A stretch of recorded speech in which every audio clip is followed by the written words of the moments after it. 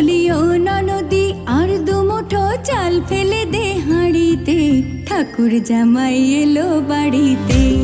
ও ননদি ঠাকুর জামাই এলো বাড়িতে।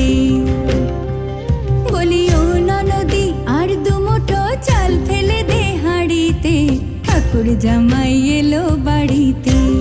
ও ননদি ঠাকুর জামাই এলো বাড়িতে।